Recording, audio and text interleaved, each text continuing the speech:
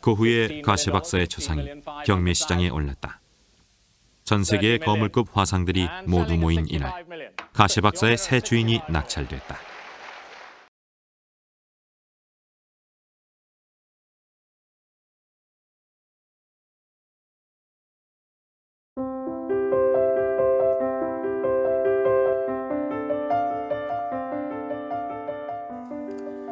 (21세기) 그 현대인이 가장 사랑하는 화가 빈센트 반 고흐에 대해서 여러분들이 많이 알고 싶어하는 것 같은데, 제가 고흐에 대한 이야기를 좀 여러분에게 들려드리고자 합니다.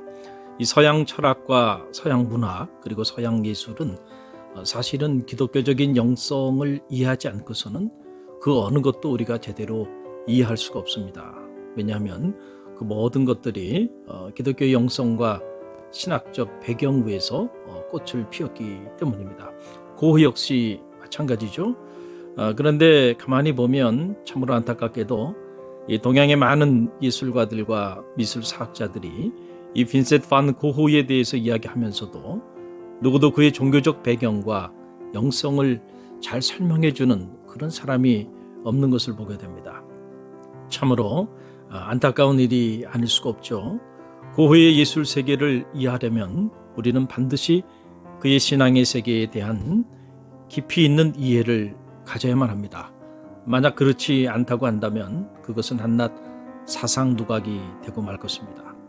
술레겔은 영혼을 볼 수 있는 종교적 신앙을 가진 사람만이 위대한 예술가가 될 수 있다라고 말을 했는데, 이 술레겔의 말을 철저히 따랐던 인물이 바로 빈센트 반 고흐입니다.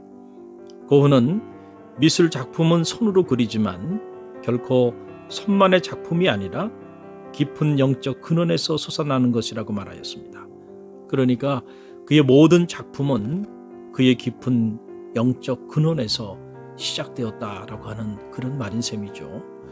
고흐는 1853년 3월 30일에 네덜란드 남부의 그루트준데르트에서 6남매 가운데 장남으로 태어났습니다. 고흐는 성직자의 가문에서 태어났는데요. 그의 할아버지도 목사님이셨고 그의 아버지도 목사님이셨습니다.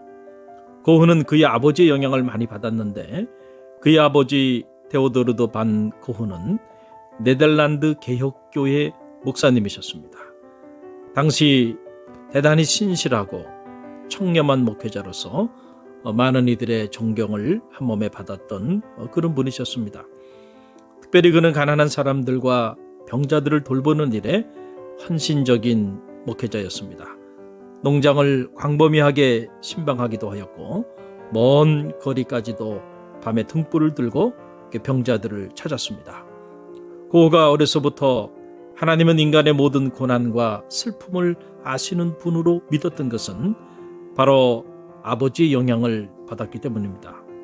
그는 아버지를 존경하고 사랑하였으며 실제로 아버지를 뒤따라 가난한 사람들에 대한 깊은 관심을 보였던 인물이었습니다. 훗날 그의 동생 테오에게 보낸 1883년 7월 11일자 편지에 보게 되면 고흐가 얼마나 아버지를 사랑했는지 알 수가 있어요. 고흐가 그의 동생 테오에게 이런 말을 합니다. 내가 정말로 하고 싶은 일은 광야의 오솔길에 서 있는 아버지를 그리는 일이라고 하였습니다. 가난한 시골 마을의 목사, 병자를 방문하러 가는 가난한 시골 마을의 전형적인 목사로 아버지를 그리고 싶다고 말을 했습니다. 고흐는 또한 그의 아저씨 스트리코 목사님의 영향을 많이 받았던 그런 인물이기도 합니다. 아버지와는 달리 그의 아저씨 스트리코는 좀 더 자유로운 신학적 학풍을 가졌던 라이덴 대학에서 신학 박사 학위를 받았던 그런 분이십니다. 아버지처럼 예수님처럼 그렇게 살고 싶었던 고흐의 신학교 입학을 가장 가까이서 도와준 사람이 바로 그의 아저씨였고, 그의 아저씨는 그의 영적인 멘토의 역할을 감당하기도 하였습니다. 이 아저씨의 영향으로 고흐는 신학적으로 신의 예정론을 강조하는 캘빈주의의 엄격한 교조적인 신앙을 탈피하고 인간의 자유의지를 강조하는 아르미니안주의의 영향을 받게 됩니다. 또한 당시 19세기를 지배했던 신학자 술라이르마커의 영향을 강하게 받게 되는데요. 술라이르마커는 종교의 본질을 형이상학이나 그 어떤 교리로 보지 않았던 인물입니다. 그것은 하나님에 대한 직접적인 경험과 직관으로 이해했던 그런 신학자였고 또한 철학자였습니다. 이것은 왜 고흐의 작품이 철저히 그의 삶의 실존적인 체험과 구체적인 삶의 경험을 바탕으로 하고 있는지를 우리에게 알게 해주는 내용이 되겠죠. 고흐는 철저히 예수에 관한 믿음이 아니라 예수를 믿는 믿음을 추구하며 실제로 예수처럼 살고 싶어 했던 그런 인물이었습니다.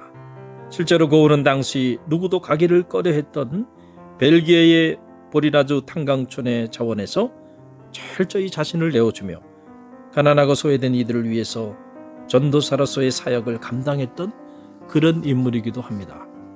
우리는 이런 사실들을 간과하면서 고흐의 예술 세계를 이해하고자 하고 있는 것이죠. 고흐의 종교 3부작 피에타와 나사로의 부활 그리고 선한 사마리와 같은 작품들은 우연히 만들어진 작품들이 아닌 것입니다. 예수 그리스도를 철저히 따르고자 몸부림쳤던 그의 영성으로부터 흘러나온 작품들입니다. 고흐의 영성을 모르고서는 누구도 고흐의 작품을 단 한 작품도 제대로 이해하지 못할 것입니다. 앞으로 고흐의 영성과 예술의 세계를 우리가 한번 제대로 살펴보는 그런 행복한 시간이 되기를 바랍니다.